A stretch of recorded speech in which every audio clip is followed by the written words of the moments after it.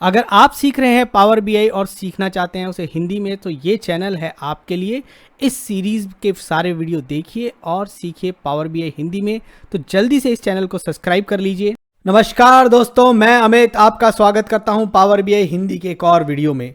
और इस वीडियो में हम सीखेंगे 3 डेक्स फंक्शन। तो चलिए फटाफट देख लेते हैं कौन से वो 3 डेक्स function.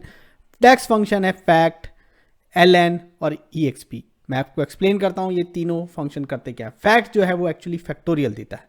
Returns the factorial of a number equal to the series 1 star 2 star 3 star. मतलब एक आपने नंबर दिया है, उसको मल्टीप्लाई करता रहेगा एक से स्टार्ट करके जब तक कि वो खुद नंबर नहीं आ जाता है, तो वो होता है फैक्टोरियल।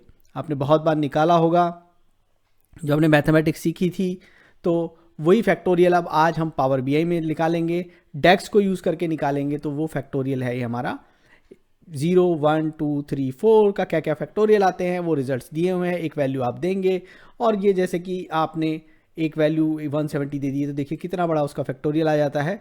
तो हम फैक्टोरियल निकालेंगे फैक्ट की हेल्प से। नाम है फैक्ट और फंक्शन है जो फ़र्क करता है वो है फैक्टोरियल का काम। दूसरा फंक्शन है ln, जो कि नेचुरल एल्गोरिथमिक वैल्यू देता है। ln जो होता है उसका कांस्टेंट e जो होता है वो बेस होता है 2.7182, मतलब 2.7182812828245904। इतना बड़ा नंबर है देखिए। और वो जो है आपको डेसिमल नंबर रिटर्न करेगा। ln is reverse of exp function, जो कि हम आज ही इसी वीडियो में सीखने वाले हैं। और ln फंक्शन एक आर्ग्यूमेंट लेता है, एक वैल्यू देंगे और वो आपको उसका नेचुरल लॉगरिथमिक वैल्यू दे देगा। तीसरा exp, जो कि एक्सपोनेंशियल वैल्यू देता है। Returns the e raise to the power of a given number, the constant e equal to 2.782848459004। वही 2.71 करके पूरी बहुत सारी लंबी वैल्यू है। तो वो नेचुरल बेस होता है लॉगरिथमिक का, वही यूज़ होने वाला है यहाँ पर एक्सपोनेंशियल में। सो the exponent applied to the base e, the constant e equals to a particular value, again return करेगा डेसिमल। देना कैसे है, इस तरीके से देंगे। तो चलिए अब इन फंक्शंस को हम ट्राई कर लेते हैं किसके अंदर, पावर बीआई के अंदर। तो चलते हैं पावर बीआई के अंदर हम। और पावर बीआई में मेरे पास एक टेबल बनी हुई है जहाँ पर यहाँ पर कुछ नंबर्स हैं। अब ये नंबर्स तो बहुत बड़े हो जाएंगे अगर मैं फैक्टोरियल कैलकुलेट करूँगा। तो एक काम कर लेते हैं, एक और टेबल बना लेते हैं फैक्टोरियल के लिए। तो एक छोटी सी टेबल बना लेते हैं फटाक से। तो होम टैब पे जाएंगे। अब मैं डेटा टिपिकली आप खोलोगे तो आप रिपोर्ट मोड में आओगे, मैं ये डेटा मोड में था। तो ये डेटा वाला जो है टैब है उसके अंदर मैं था। तो उसके अंदर भी ये होम टैब के अंदर आपके पास एंटर डेटा यहाँ पर भी होता है। तो बेसिकली जो रिबन है वो कॉमन रहता है अक्रॉस, उसमें कुछ फीचर ऐड और रिड्यूस होते रहते हैं डिपेंडिंग ऑन आपने कहाँ पर खोला है। तो चलिए यहाँ पर एक हम नंबर्स ले लेते हैं, इसको नंबर 1 कॉल कर देते हैं। तो चलिए 0 से स्टार्ट कर देते हैं, 0 1। वैसे जनरेट सीरीज से भी कर सकते थे काम, लेकिन चलिए 4-5 नंबर लिख लेते हैं, ठीक है। जनरेट सीरीज से फटाक से काम हो जाता है। तो चलिए 7 तक के नंबर ले लेते हैं, इसका नाम डेटा 2 दे देते हैं। और इस नंबर के लिए चलिए फटाफट से अब चेक करेंगे कि इनके फैक्टोरियल क्या है, इसमें एक नया कॉलम ऐड करके। तो डेटा 2 टेबल पे चलना है, लेफ्ट हैंड साइड पे जाएंगे, डेटा 2 टेबल पे क्लिक करेंगे, डेटा 2 टेबल आने लगेगी। वहाँ पर टेबल टूल आएगा, टेबल टूल के अंदर ही आपको ऑप्शन दिखेगा न्यू कॉलम का, उस पर आप क्लिक करके नया कॉलम ऐड कर सकते हैं। हम कॉलम बना रहे हैं पर मेजर भी बन सकता है, आप ट्राई कर सकते हैं उसको बनाकर। तो यहाँ पर हमें क्या चाहिए, हमें चाहिए फैक्टोरियल और उसको हम बोलते हैं फैक्ट यहाँ पर। तो फैक्ट ही ले लेते हैं फंक्शन। फैक्ट के अंदर दे देते हैं डेटा का num1 फंक्शन। और चलिए देखते हैं उनके फैक्टोरियल्स क्या होते हैं।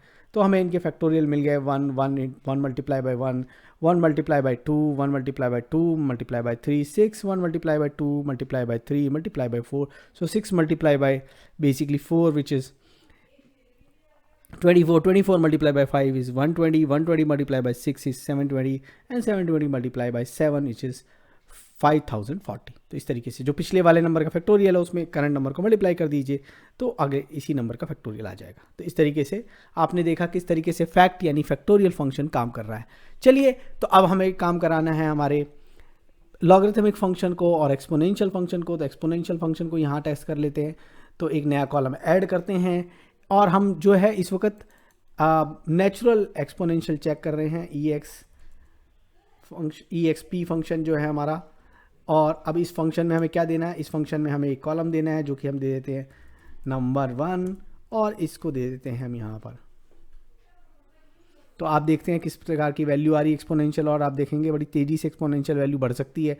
जैसे जैसे नंबर बढ़ेगा तो एक्सपोनेंशियल वैल्यू काफ़ी बड़ी हो सकती है। तो ये हमने एक्सपोनेंशियल वैल्यू निकाली। और जब भी आप कोई मैथमेटिकल कॉम्प्लेक्स मैथमेटिकल कैलकुलेशन करते हैं तो उसमें बड़ा रोल रहता है लॉग का और एक्सपोनेंशियल का, क्योंकि कई बार क्या करते हैं हम वैल्यूज़ को लॉगरिथम वैल्यू निकाल के कैलकुलेशन कर लेते हैं और फिर उसके बाद में कब एक्सपोनेंशियल निकाल सकते हैं। तो इस तरीके से बहुत सारी कैलकुलेशन रहती है मैथमेटिक्स में जहाँ दोनों का यूज़ रहता है। तो जब भी आप कोई मैथमेटिकल मॉडलिंग वाले काम करेंगे पावर बीआई पे तो इनका यूज़ आ सकता है। और या फिर हमने कुछ कॉम्प्लेक्स कैलकुलेशन बिजनेस की या फाइनेंस की कर रहे हैं जहाँ पर इनका यूज़ हो सकता है, तो वो वहाँ पर आप ये यूज़ कर सकते हैं। तो चलिए हमने अब सीख लिया एक्सपोनेंशियल कैसे निकालते हैं। अब हम ln कर लेते हैं, नेचुरल लॉग जो है वो निकाल लेते हैं। तो ln फंक्शन को यूज़ करेंगे, नाम भी ln ही रख दिया मैंने। तो ln फंक्शन को यूज़ करेंगे, ln फंक्शन में फिर से हम num1 दे देंगे। तो यहाँ पर ये num1 में एरर दे रहा है, डेटा टू num1 में और टू स्मॉल, ये चलिए 0 के कारण आ रहा है या किसके कारण आ रहा है। चलिए तो यहाँ एक काम करते हैं, पहले यहाँ चेक कर लेते हैं लॉगरिथमिक के लिए यहाँ पर काम करता है कि नहीं करता है। फिर चलिए तो यहाँ ln देते हैं, ln और यहाँ पर डाल देते हैं num1। num1 हमारा काफ़ी 5 है, 5 से बड़े नंबर हैं हमारे पास।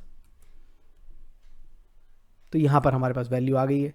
चलिए num2 पे ट्राई कर लेते हैं। 0 के अलावा तो यहाँ बहुत सारे नंबर हैं। तो चलिए ln1 ट्राई कर लेते हैं, ln और num2 पे ट्राई कर लेते हैं। तो ठीक है, आपको नंबर मिल गए। तो इस तरीके से आपने देखा हम किस तरीके से लॉगरिथमिक वैल्यू को, एक्सपोनेंशियल वैल्यू को और फैक्टोरियल फंक्शन को यूज़ कर सकते हैं और ये वैल्यूज़ कैलकुलेट कर सकते हैं। तो पावर बीआई काफ़ी सारे मैथमेटिकल ऑपरेशन सपोर्ट करता है।